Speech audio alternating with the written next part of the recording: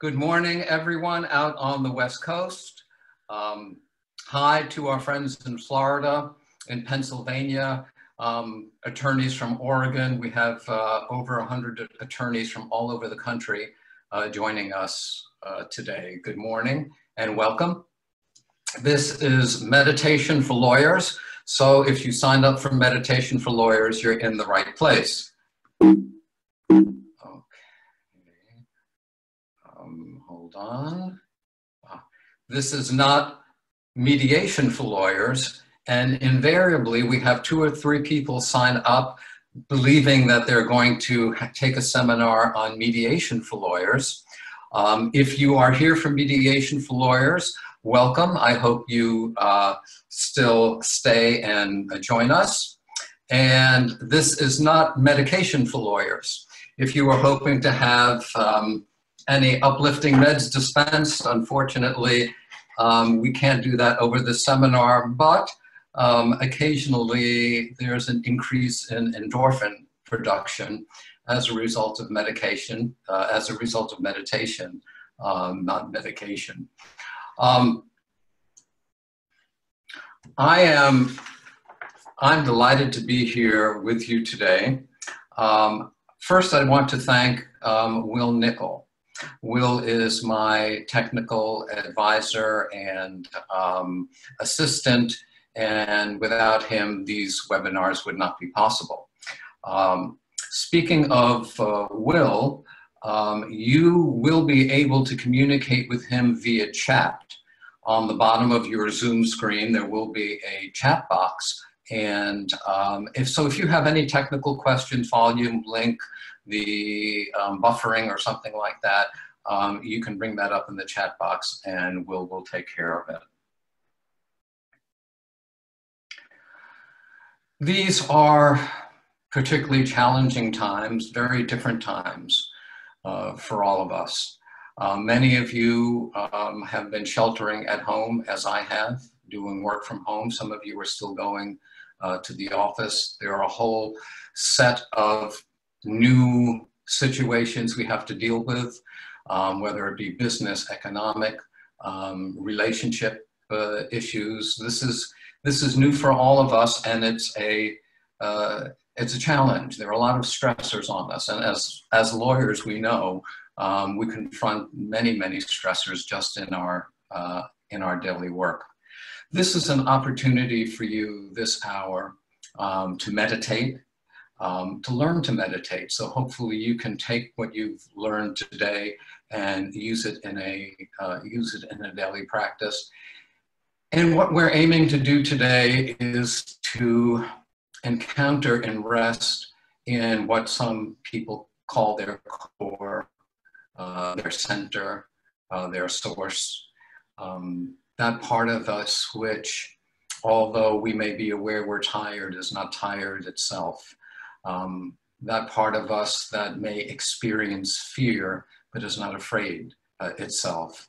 Or that part of us who may encounter loneliness, or although we may encounter loneliness, that part of us is always connected. And so that's the goal. That's the goal today. You're here to relax and enjoy yourself. And I wanted to just mention a little about meditation before we kind of get some of the business stuff out of the way today. A lot of people have misconceptions about meditation. I know a lot of people have heard about meditation, from others, have tried meditation, and they find it very, very frustrating. So one thing I wanted to tell you right away, that meditation is not about stopping your thoughts. It is not about getting rid of anything. Meditation, in a way, is shifting your focus away. So let me give you an analogy.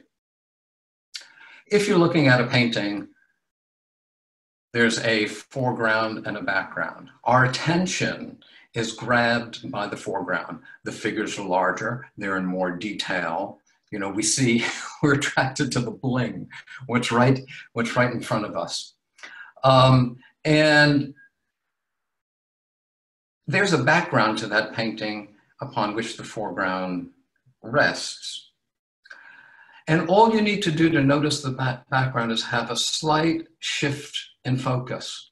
So that which was behind then seems to come forward. And in order to shift from the foreground to the background, you don't have to get rid of the foreground. You don't have to paint over the foreground. You don't have to eliminate anything. So what we're looking for in this meditation is just a slight shift in focus or attention. So another thing that I wanted to mention to you is that, and there's a lot of type A personalities out there. We're certainly achievers. If you do trial work like I did, not so much anymore, if we want to come out on top, is that you can't do this wrong. There's no missteps for you to take. There's nothing for you to do in the next hour. There's nothing you have to accomplish or achieve. There's no doing wrong. And there's only one prerequisite for meditation, and that's to have an interest in it.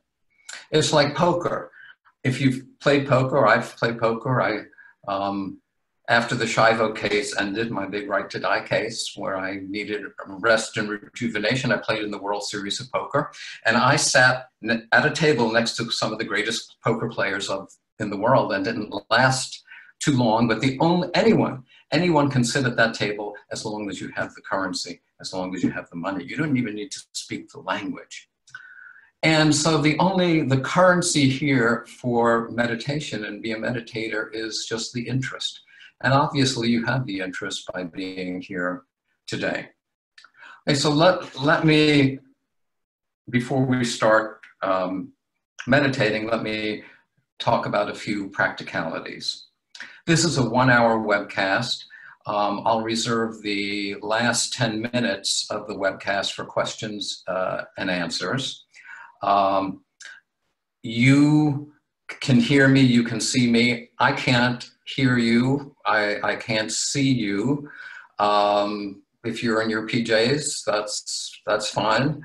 The attendees can't see each other. Now, for questions, you'll notice there's a Q&A box at the bottom. And in the Q&A box, you can write a question.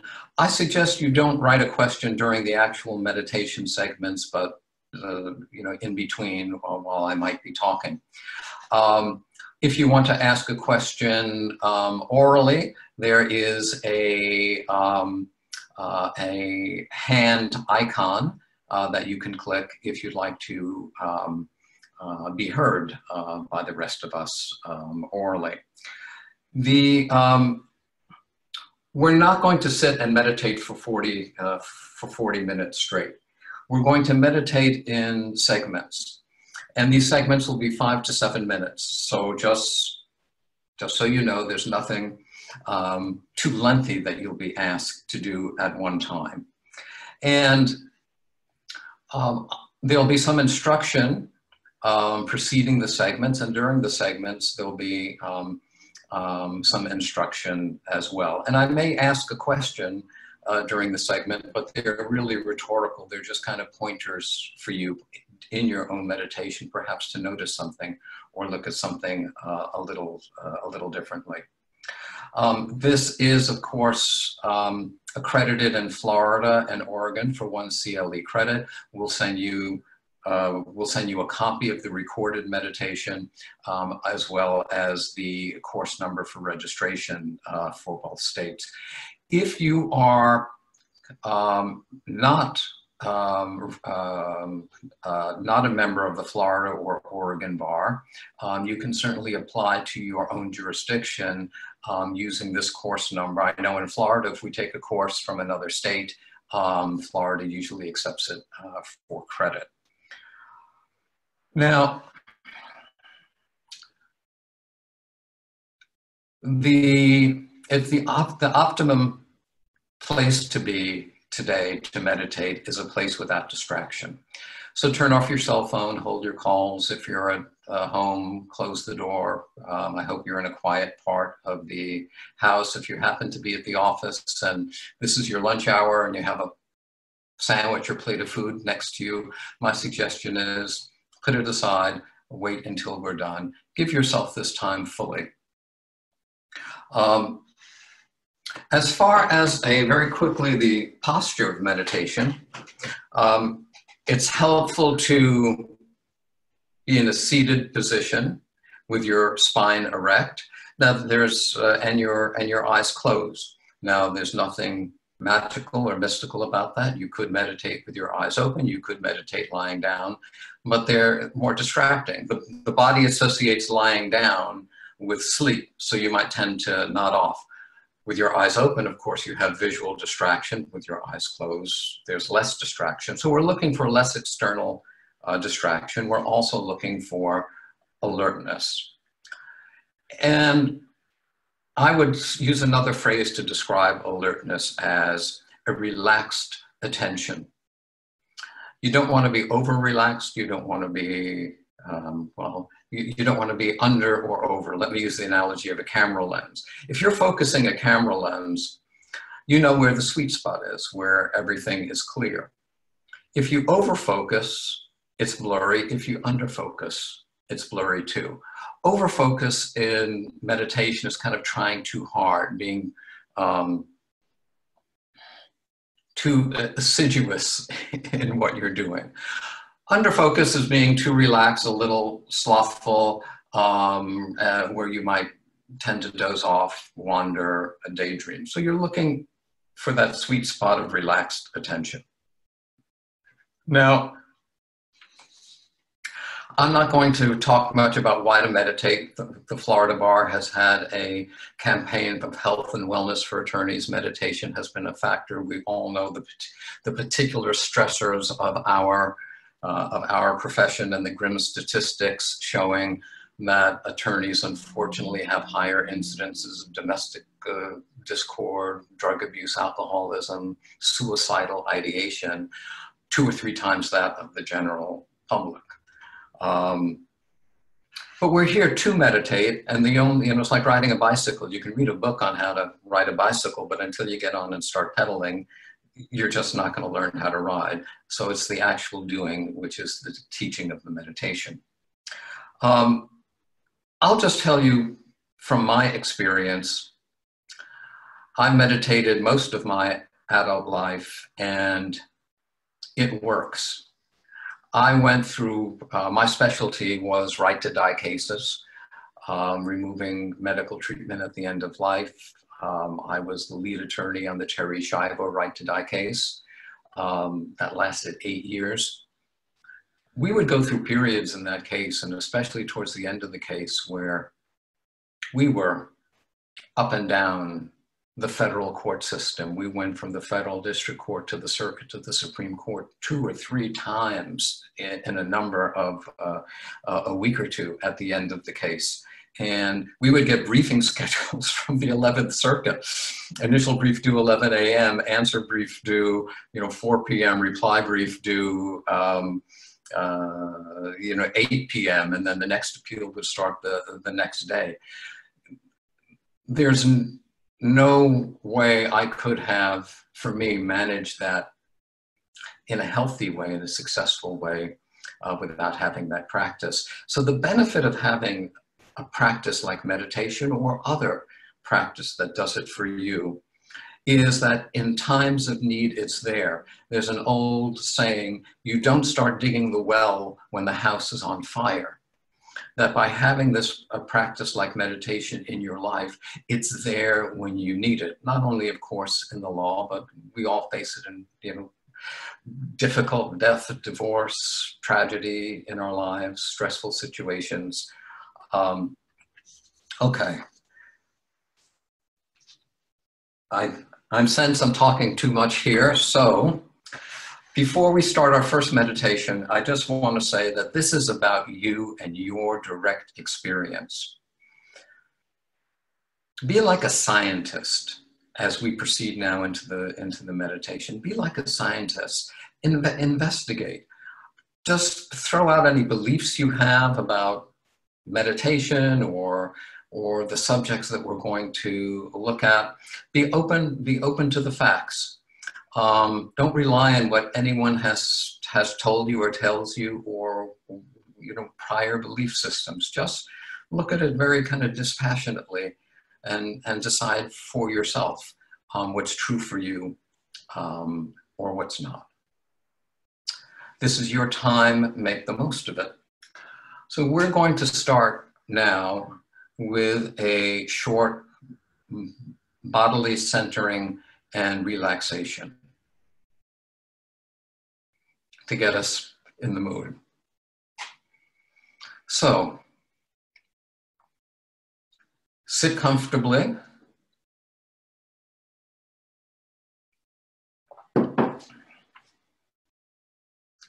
Feel your shoulders relaxed. Close your eyes.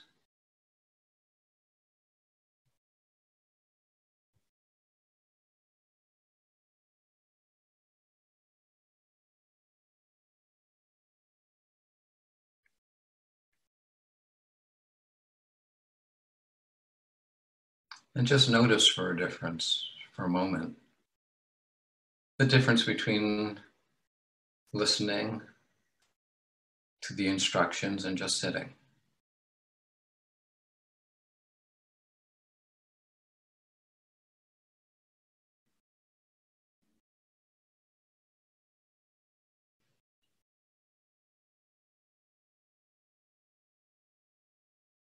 Feel the sensation of the soles of the feet against the floor or against your shoes or sandals.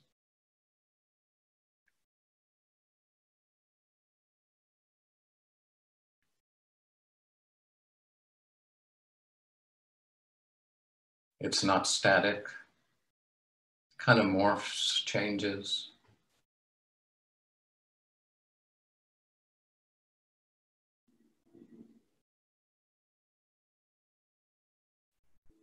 Notice you don't have to do anything to be aware of that sensation. It's just there.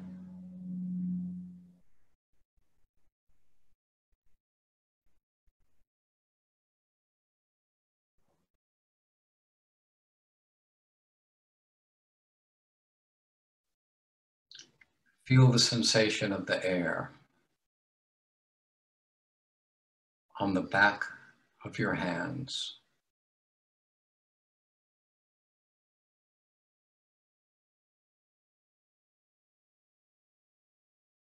You don't have to label it or think about it. It's just there. The skin meets the air.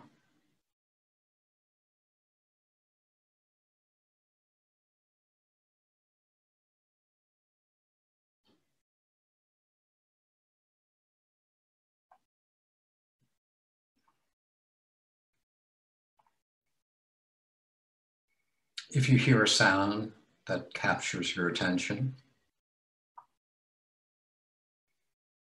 just let it pass. Is it any different really than the bodily sensation? The sensation of the feet, soles of the feet against the floor?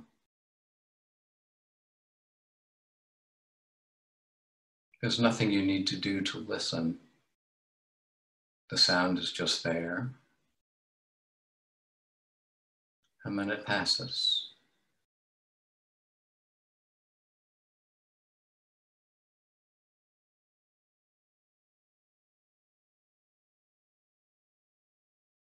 Feel the sensation of the tiny muscles in the face, around the eyes, the forehead.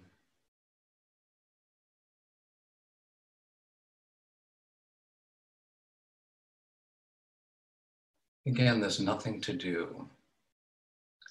There's nothing to change.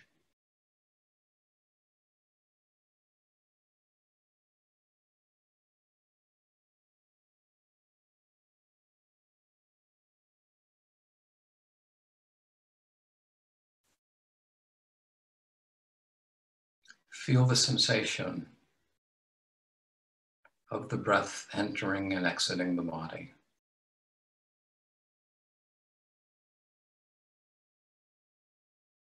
You may feel it in the belly, where the diaphragm is pushed out and collapses. You might feel those muscles. You may feel the sensation of the breath as it enters the nostrils.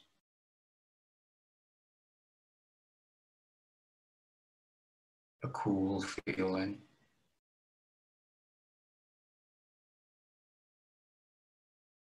There's nothing to do, nothing to change.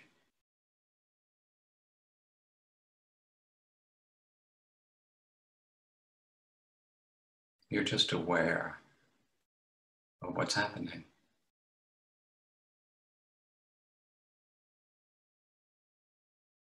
And become aware of your heart beating. You may feel a little pulsation in the chest.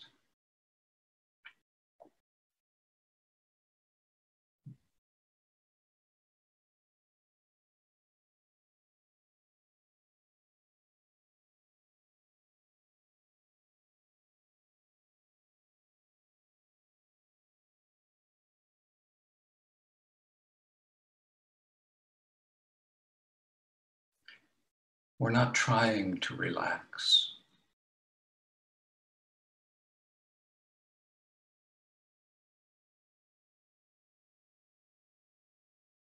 But we notice that all these sensations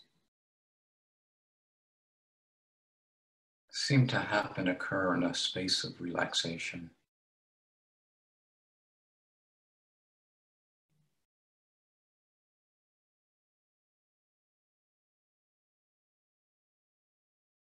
And when you're ready,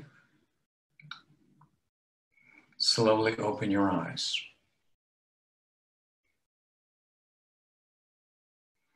So it's always interesting to me how in just a short span of time, that was 5 minutes, how deeply you can relax by just noticing what's happening in the body, what's happening around you, without an agenda, without resistance. So we are,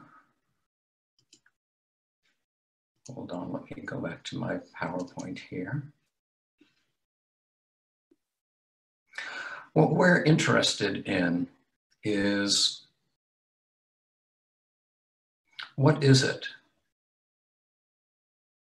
in which those sensations occur, or those sounds occur? And the word that came to me when I was preparing for this seminar is authenticity. We're interested in our true self. And we value authenticity. We're not exactly sure why, but we do. If you've done jury work like I have, juries know when they're being fed a line almost all the time. We're intimately familiar with our own inauthenticity. So, we can spot that in others. And part of being authentic is being true, true to yourself. And that's being who you are. And there's a relaxation and relief to being who you are.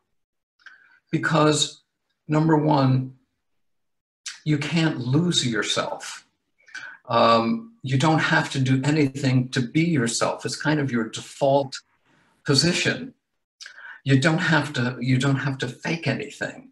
There's no pretense. And I call pretense the preamble to tension. You know, when you're pretending to be something you're not, number one, you have to expend energy to do that. And also there's this fear and anxiety that, uh-oh, I'll be discovered. Boy, they really know. If they only knew I'm not as smart as I'm pretending to be, or competent as I'm pretending to be, or this or that. You know, that's not to say that we don't play our roles: advocate, lawyer, parent, child, brother, citizen, etc. But there's one thing of knowing, you know, you can authentically play the role remembering who you are, as opposed to losing yourself in it. You know, and there's, if you look at our culture, the wisdom in our culture, you know, Polonius said to Laertes in Hamlet, "To thine own self be true." And in modern vernacular, they say, "Get real." So that's what we're interested in. We're interested in this meditation, touching, encountering the reality of ourselves, the truth of ourselves, the authentic part of ourselves. And so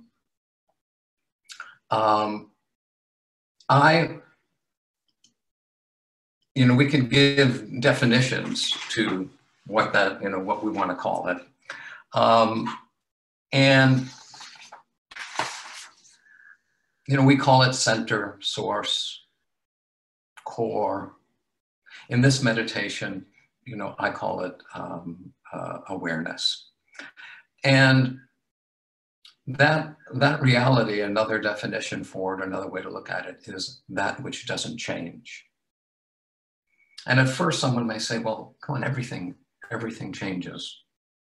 So in this next meditation, we're going to look at what does change. And by seeing what does change, it helps us notice that which doesn't change. Our foreground is always changing, our background is not. So there are three things that we encounter, three objects in our awareness. There's bodily sensations. I have a toothache, the sensation of my feet on the floor. There are sense perceptions, hearing, seeing, smelling, etc., and our thoughts. So we're going to do our next meditation segment and take a look at those three things: bodily sensations, sense perceptions, and thoughts. And by doing that, come to see that they all rest on the same background. Okay, so now you can move your shoulders a little bit, take a stretch, take a deep breath. We've been sitting for about half hour so far.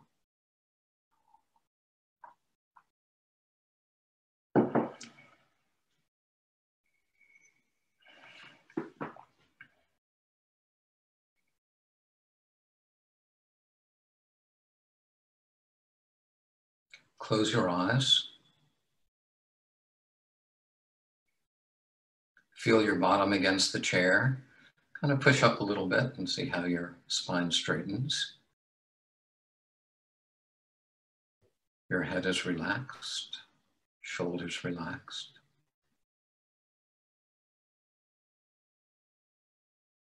So the sound of my voice, that's a sense perception.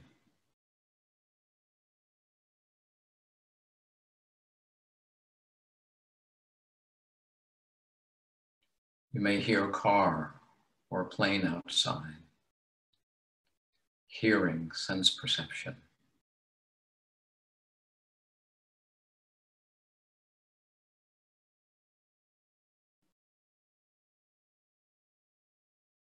Oh, why did I ever take this seminar in the first place? It's a thought.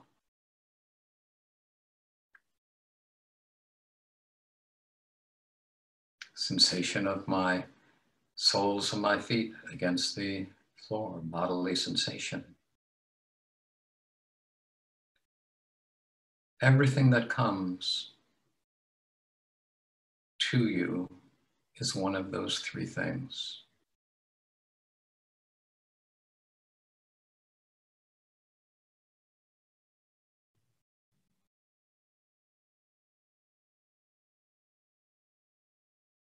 So imagine for a moment that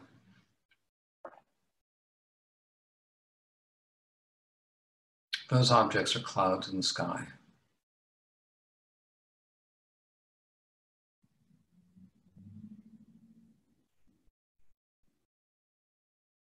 They come, they go, they morph, they change shape, they pass by.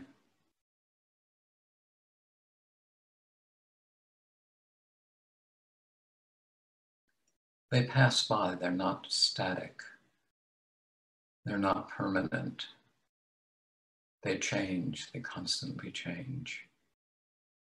Sound of my voice, sense perception.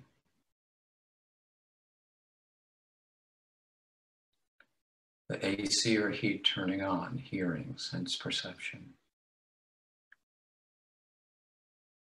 The little pulsation or fluttering of my eyelids, bodily sensation.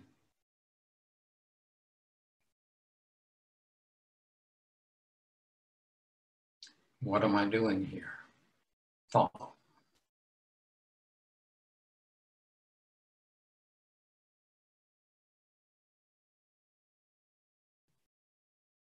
I have a pleading to file this afternoon, thought.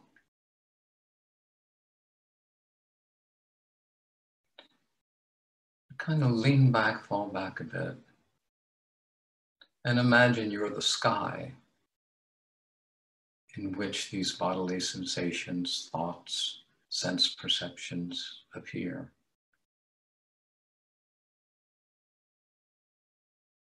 The sky is infinite, expansive.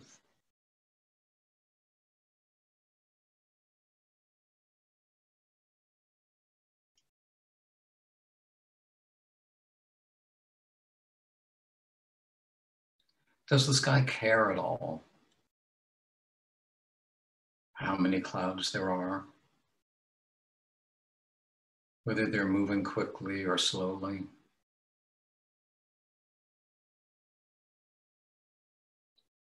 Whether they're intense, roiling black, about to discharge lightning or rain? The sky, in a way, is a neutral space in which all those objects appear and disappear.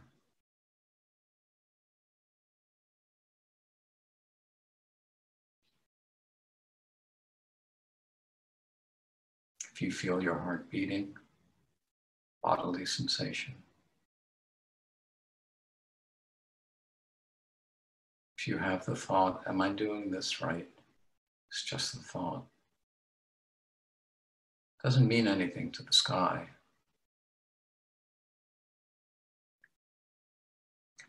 Now notice, listen to a sound.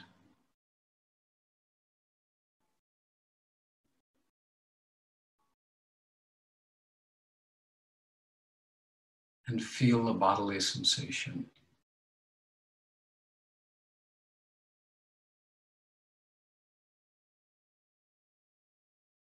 Feel the soles of your feet and listen to a sound.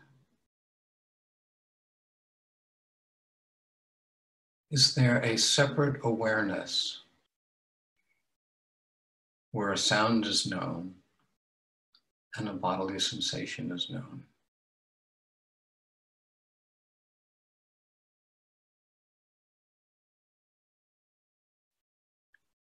Or are they both known in the same way?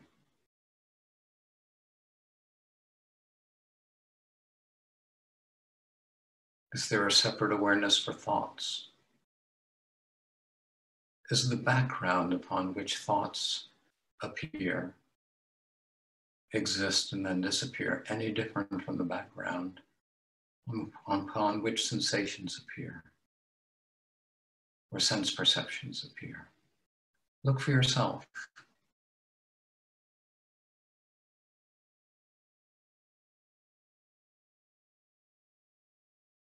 And let's just take a moment to enjoy being the background.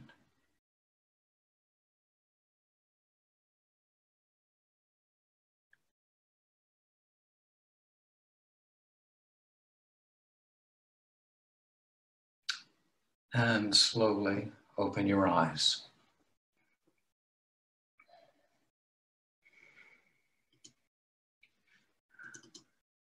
So in that second meditation, we use the objects that appear in awareness in a way to point to and lead us towards that awareness. Now, you might say, well, core, source, awareness, what is it? What can we know about it? How do we access it?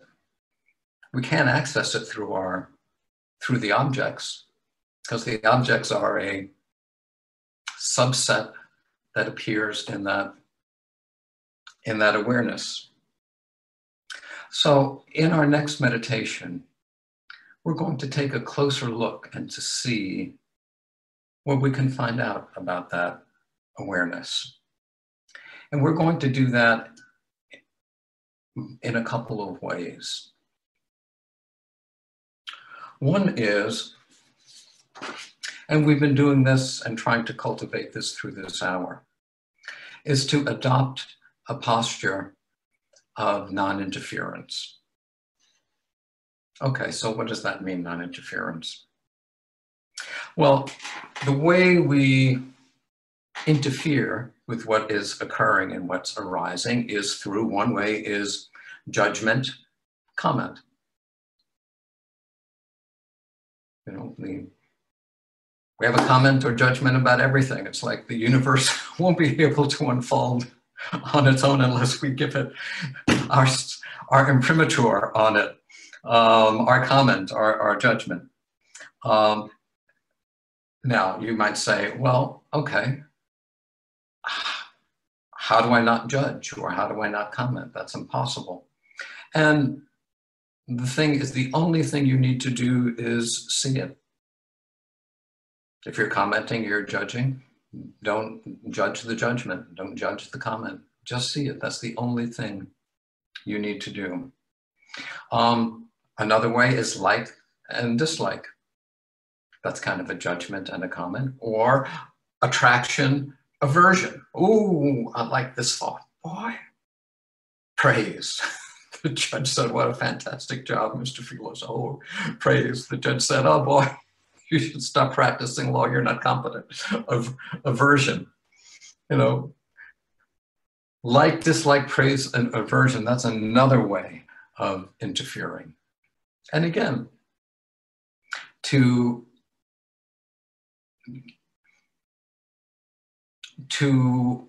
remove ourselves from that, or you don't even have to remove yourself, you just notice. Projecting into the future, looking at the past. These are all ways in which we interfere with what arises. Now, you may say, well, hold on. That may be good for meditation. What do I do when I'm out in the world and have to respond? Well, let's today just take this as an experiment. We're in a test tube experiment, and just see what non-interference feels like as you do this next meditation. And the more you adopt a posture of non-interference, it's it's like all the objects, the judgment, the comment, the like, the dislike, the past, the future, that's all sediment whirling in our awareness. And what non-interference does is allows it to settle, allows it to rest. And when it rests, when it settles, then you have the ability to see with clarity. The other suggestion, and don't worry about remembering. You don't have to remember any of this. It's there somewhere. So just, you don't have to think about what I'm saying.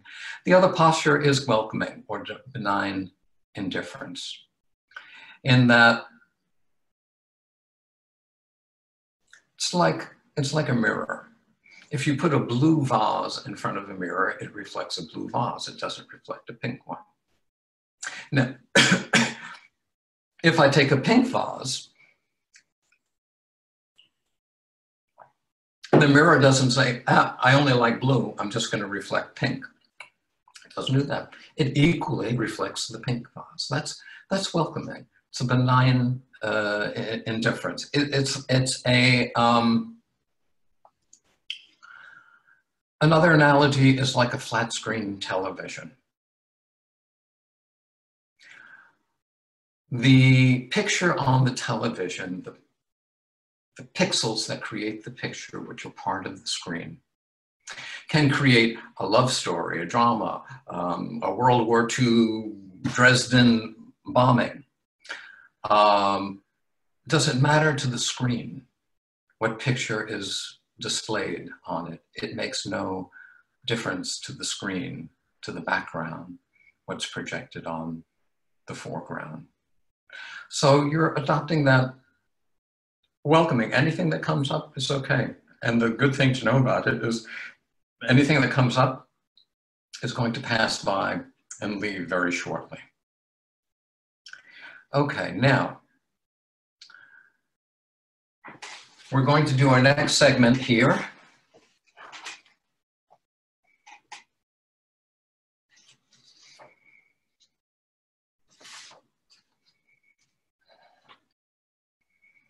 Again, sit down. Well, you're probably seated already, but relax into your seat. Be comfortable. Again, sink into the body.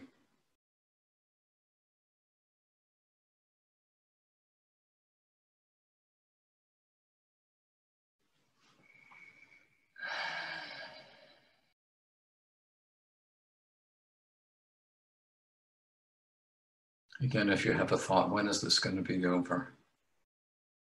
It's just a thought. If you have a thought, oh, I like it, I wish it were 2 hours instead of 1 hour, it's just a thought. Be the sky, be the screen. Be the background.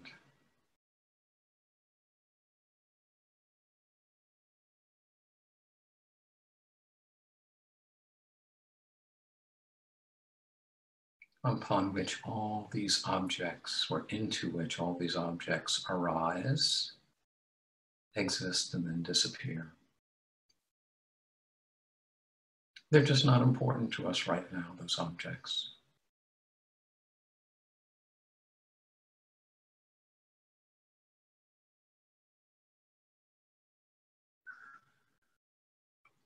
We know, we can see that those objects are dependent upon awareness. But see also, ask yourself, is that awareness dependent upon objects?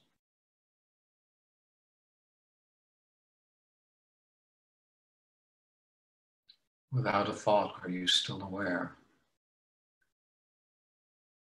Without a sense perception or bodily sensation, are you still aware?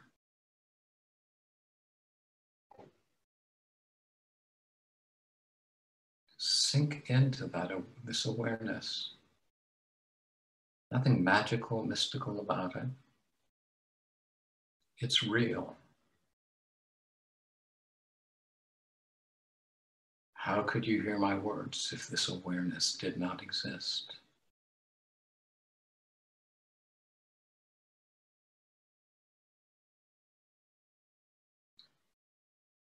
Now let's look at the nature of this awareness.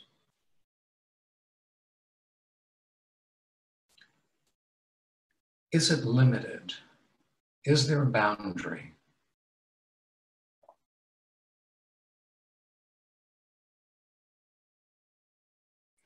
Is there a fence, a place you can come up to where there's awareness on one side but no awareness on the other? Look, is there a place where this awareness is absent or doesn't exist? Can you find one?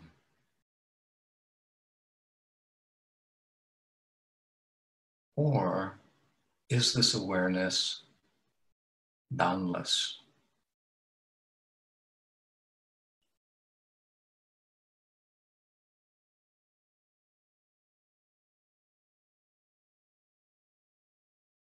Does this awareness have form?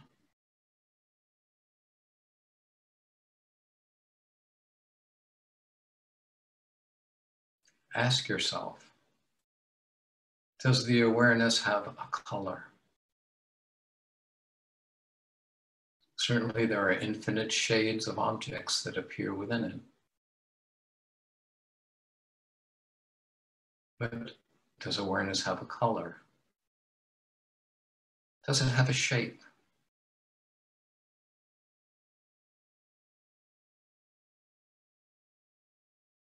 Now you can imagine a shape to awareness. You can imagine a color to awareness. But those are thoughts. Those are just objects appearing in awareness.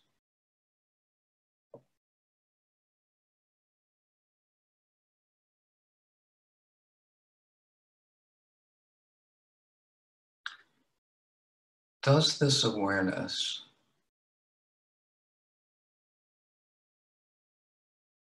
have a religious persuasion?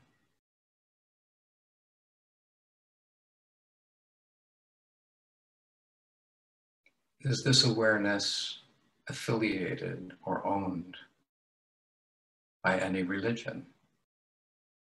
Is it Christian, Jewish, Muslim, Hindu, atheist? How can you impose a character to this awareness if it's formless?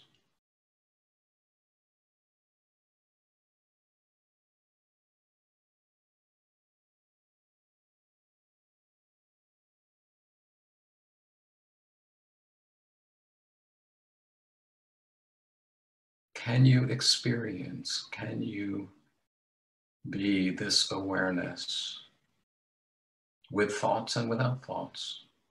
Are you any less aware if your mind is busy than if you're having no thoughts at all?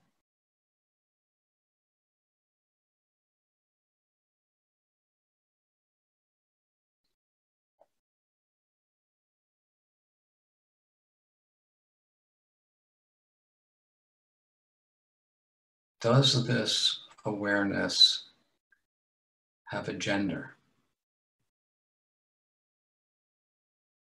That which is hearing my words really and understands what is being said, that which is aware of sound. Look, is it male, female, another gender, no gender?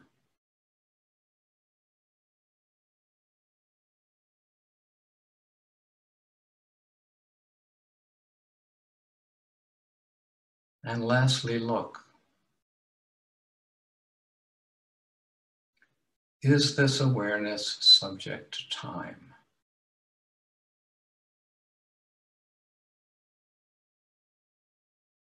Now, if you have the thought, well, when my body dies, there'll be no awareness. Be a scientist, that's a thought. That's a thought appearing in this awareness.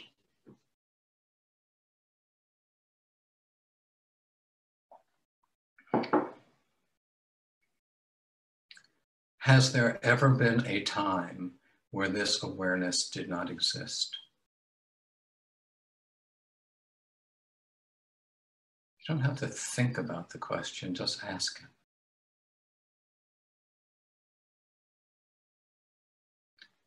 Okay, let's take a moment or two more.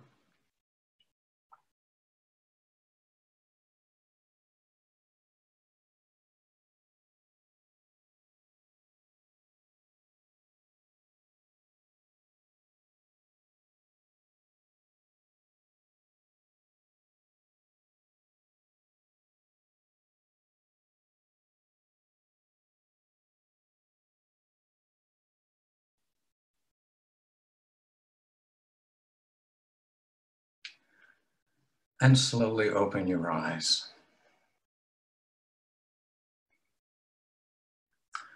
Well, I hope that gave you a taste.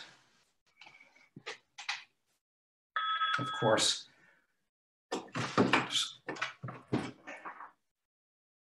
you know, we're back in the realm of words, which do have their limitations. But I hope that this meditation and progression is of value to you and can assist you in establishing your own meditation practice.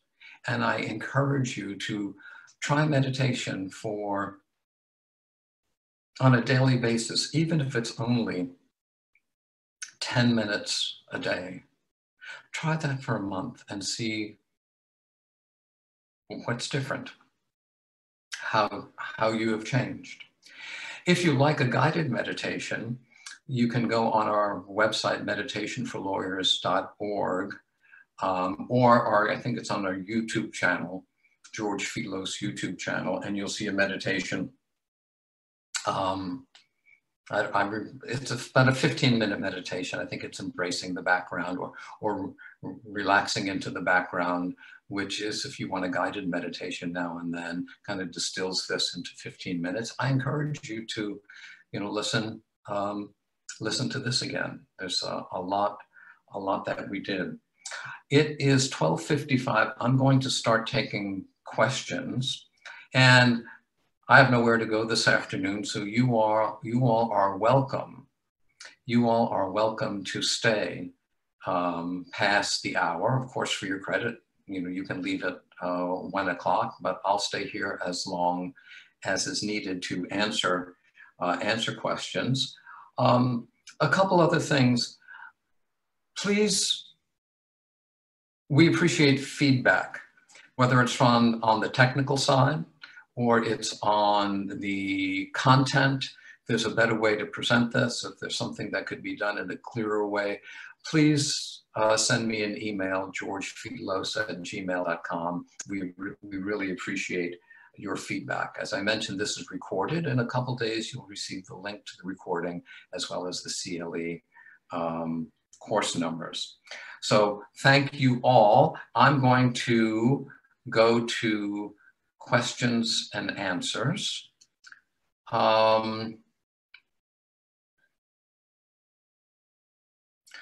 Okay, a question from Susan. Are there any written materials available? I'm also licensed in Virginia, and Virginia requires written materials to get credit. Susan, there are written materials, and if you could do this, why don't you email me directly, sometime this afternoon and the next day or so, and then I can email you written materials that we do have that hopefully can satisfy your the Virginia Bar and their requirements. Okay, Slade asks, are there any apps or books you would recommend for getting started with meditation? And unfortunately for me, I'm not much into the app realm, so I fall short in giving you recommendations there. Some books that, one book that is helpful, it kind of comes from a Buddhist meditation perspective, but it's a good beginner's book. I think it's from Stephen Levine, called A Gradual Awakening. That's a good book for meditation. Also on our website, there's the article, Meditation for Lawyers, and which is an extensive kind of explanation of beginning in meditation. There's also questions and answers on our website for very common questions about meditation. And, you know, there are different forms of meditation and a lot of different ways to approach it. And so you want to do something that is suited for you. There's a lot of meditation that is strictly focusing on the breath, or teaches you how to recite a mantra, an internal phrase or sound. Those, I think, are more concentration practices. I particularly am interested and recommend those which bring you to your source, or designed to bring you to your source, because that's the thing we're most interested in. Meditation is not a self-improvement course. It's not a course to improve your mental functioning, although those can be ancillary benefits to meditation, but this meditation is to bring you to your core. So if you're looking for books about meditation, I would look for those that kind of touch that theme. Lisa asks, can you meditate while walking your dog? I can't, because I don't have a dog. You know, we were wished, my wife and I, we looked at each other the other day and said, we wish we had a couple cats, because we're both cat people. But now we learn we can't even get them from the shelter because they're in such high demand these days. Of course, I'm being a little comical here. Yes, meditation is being, how to use the right words, is acting authentically and living authentically, living in your truth, always being aware of the background. And you can do that at any time. You know, we are that awareness, and the more you meditate, the more you're comfortable in looking at that and recognizing that. It's a matter of recognition. The more you kind of train to move that focus from the foreground to the background, then you do it all the time. You do it anytime, and you can certainly do it while walking your dog. Okay, Don asks, how does the breath figure into the practice? And I just touched upon that. There are a lot of meditations that focus on the breath. And in the beginning, when we're recognizing the background, or learning how to recognize the background, our source awareness more readily, being relaxed helps that. And the breath, the state of your breath, correlates with your state of relaxation. Obviously, if you're breathing very, very, very rapidly, your body is tense, your mind is very active. And so relaxing the breath helps to relax the mind and relax the body. So when you're starting to meditate, is it helpful to be relaxed? Yes, it's helpful to be relaxed. So as a starting point, as a helpful point, we did the bodily awareness, which dealt with the breath a little bit to relax the body. But the important thing to remember is our ability to recognize who we are, our authentic self, is not dependent upon the state of the body. It's not dependent upon the state of our breath. You can be equally aware of who you are and recognize your center, whether you're breathing rapidly or you're relaxed, or your mind is active or your mind is not active. In the beginning, it's easier, like in our last meditation, it's easier to recognize that awareness when the objects are not so busy and consuming. But after a while, it just doesn't make a difference. So yes, those practices in the beginning, breath practices, may be helpful, but you don't want to fall into the trap of believing that the recognition of your core or center is dependent upon any state of the physical body. Charles asks, now that I recognize the awareness, what do I do with it going forward in addition to meditation?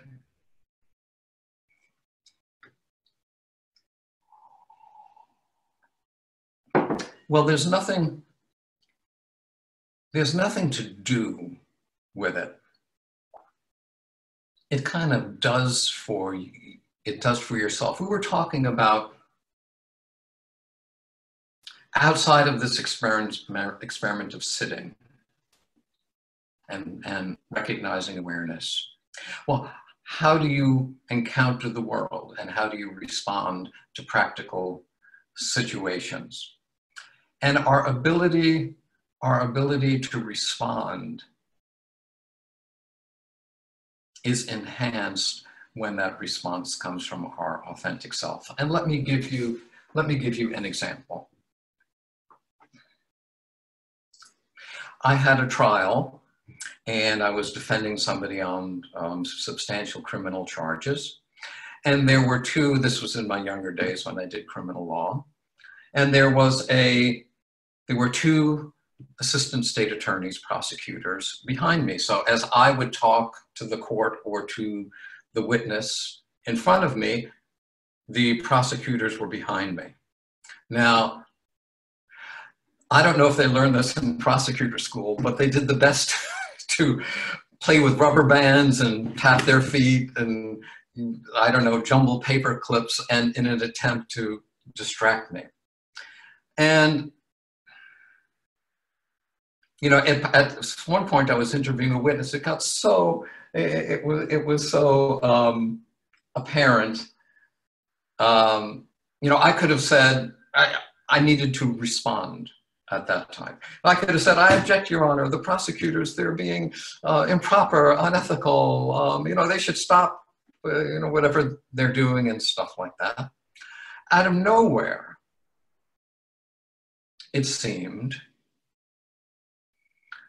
I turned and looked at the two prosecutors. I turned halfway back and looked at the jury and made eye contact with the jury, and they knew exactly what was going on and what my look was about. And then I looked at the witness and continued. And so that was the perfect response to that situation. And it's not like in my head, I said, oh, what am I gonna do? How am I gonna respond?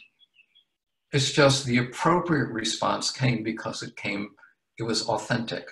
And so there's nothing you need to do with the recognition of that awareness, but let that awareness guide you. And I hope that answer helped. Janet asks, should I suppress coughs, sneezes, yawns, and itches while meditating? No. I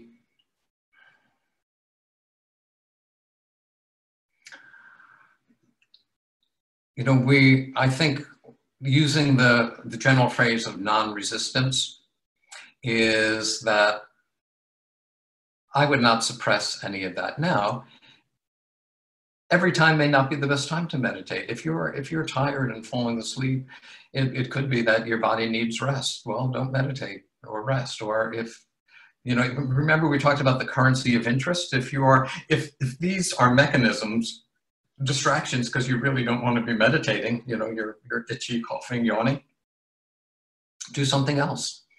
Have some ice cream, watch a Netflix movie. But there's another approach too, which you can use those bodily distractions as become interested in them. And if you become interested in them, not as coughs, sneezes, and yawns or itches, but as bodily sensations, and become very aware of when they arise, how they appear, and where they disappear, they can become fascinating in themselves. So, there are a lot of ways you can do with it. You can stop meditating. You can look at them more carefully. You can ignore them. They're just more clouds in the space of awareness, but I wouldn't suppress them. Okay, anonymous attendee asks, how does one breathe during the meditation? In through the nose, out through the mouth. Should I be cognizant of my diaphragm? I think I answered that before on the question about breathing. Personally, I tend to keep my mouth closed, although sometimes I don't know it. I'll realize, oh, my mouth is open because my throat gets dry. I tend to want to keep my mouth closed during meditation just because it dries out my throat. So if you want to use the breath in the beginning, like we did with our bodily relaxation, fine. But the focus is not the breath. There's no need to be cognizant of your breathing as you get into your meditation. We have some help from Anne about apps. The apps that Anne recommends are Calm, Insight Timer, or Deepak Chopra's website. She says that especially the latter, has been very helpful for her. So thank you, Anne. We appreciate that. Okay. Darla asks, you didn't say much about breathing. Could you comment on breathing techniques as part of meditation? I think we've addressed that from a couple of different angles. Let me try to say this in another way.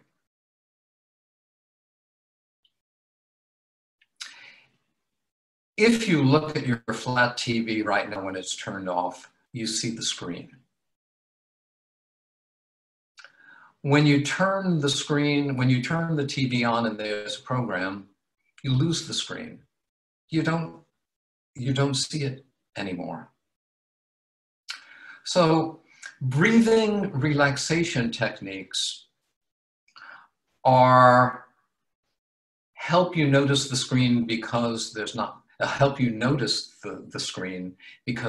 not much playing upon it. They're designed to relax the mind and the body. Now, that's helpful, maybe helpful in a meditative setting.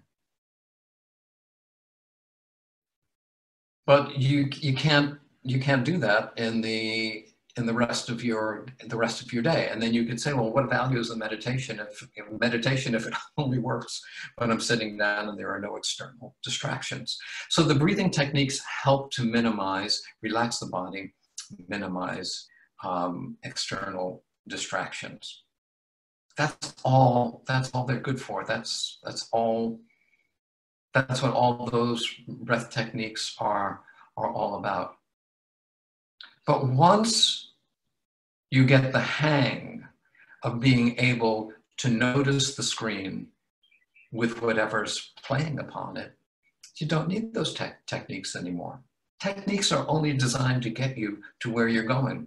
Once you've gotten where you're going, you don't need the techniques anymore. You don't need the helpers. You don't need the tools. And where we're going in this meditation is to be able to recognize your authentic self, the awareness, all the time, at any time, no matter what's playing on the screen, no matter what's appearing in that awareness. Okay, Richard asks, what is the best benefit of meditation? No, actually, that's not his question. He says, what is the best benefit of mediation? And I hope you enjoyed mediation for lawyers. I don't know whether you mean mediation or meditation. You know, we're in an adversarial, highly adversarial profession. And to the extent that we can become problem solvers, I've always felt this way practicing law. And I enjoyed the fight, I enjoyed the contest. But you learn early on for your client that the best way is to solve their problems with the minimum of legal intervention. Sometimes it's unavoidable, but that's what we do. And so the benefit of mediation is resolving things in a non-adversarial way. And let's say for meditation is being with yourself in a non-adversarial way. It's amazing the happiness, the natural causeless happiness that meditating helps you to recognize when you're not in an adversarial relationship with yourself. And that means, what I mean by being in an adversarial relationship with yourself is constantly interfering, liking, disliking, commenting, judging, endlessly,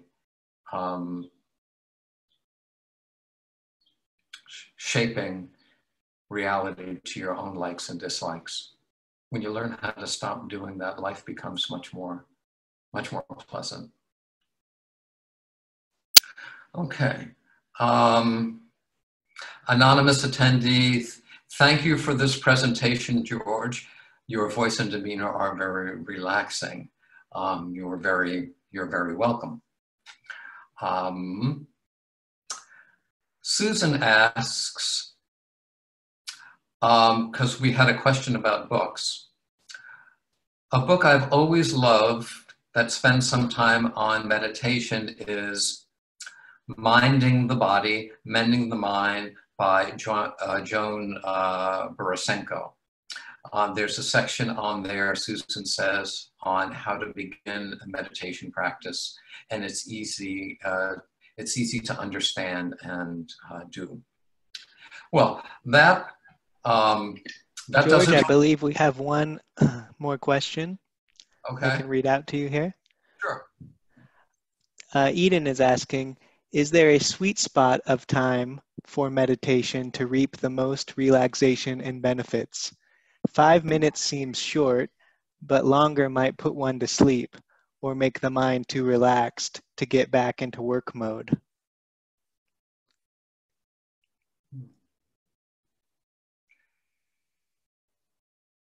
Well, time, I'm taking the question to mean length of time for meditation. And that just that depends. You know, there are some times I sit down and I'm up in 5 minutes.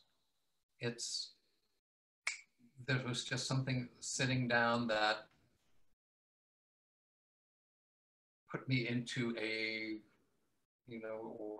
recognition of awareness or recognition of center. There are other times I sit longer.